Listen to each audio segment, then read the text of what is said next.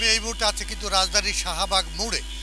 আপনারা জানেন যে জাতিসংঘে সফররত এনসিপির যে সচিব, এনসিপির সদস্য সচিব আক্তার হোসেন এবং যুগ্ম সচিব তাসলিম জারার উপর যে হামলা এবং ডিম নিক্ষেপ করা হয়েছে, তার প্রতিবাদে কিন্তু কিছুক্ষণ আগে এনসিপির পক্ষ থেকে এই শাহবাগ মোড়ে একটি প্রতিবাদ সমাবেশ করা হয়।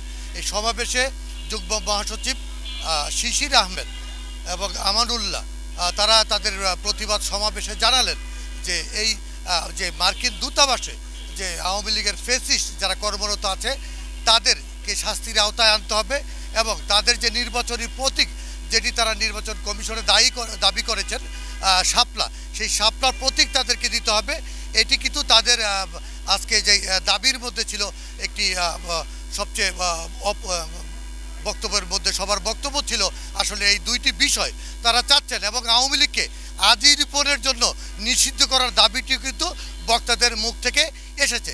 তারা চাচ্ছেন যে সাময়িকভাবে না, এই ধরনের অপকর্ম করার জন্য আওয়ামী লীগকে আজীবন নিষিদ্ধ, ফ্যাসিস্ট আওয়ামী লীগের বাংলাদেশের সমস্ত কার্যক্রম আজীবন নিষিদ্ধ, তাদেরকে শাপলার প্রতীক দিতে হবে এবং মার্কিন দূতাবাসে যে বাংলাদেশের যেই ফ্যাসিস্ট এবং আওয়ামী লীগ দূষররা যে কর্মরত কর্মচারী দোষী যারা তাদেরকে অবিলম্বে শাস্তির আওতায় আনতে হবে। না হলে এনসিপি যতদিন পর্যন্ত তাদেরকে শাস্তির আওতায় না আনবে তারা লাগাতার কর্মসূচি দিতেই থাকবে। এ ছিল আমার কাছে শাহবাগ থেকে সর্বশেষ। রাজধানী শাহবাগ থেকে শফিক আহমেদ, চ্যানেল এস, ঢাকা।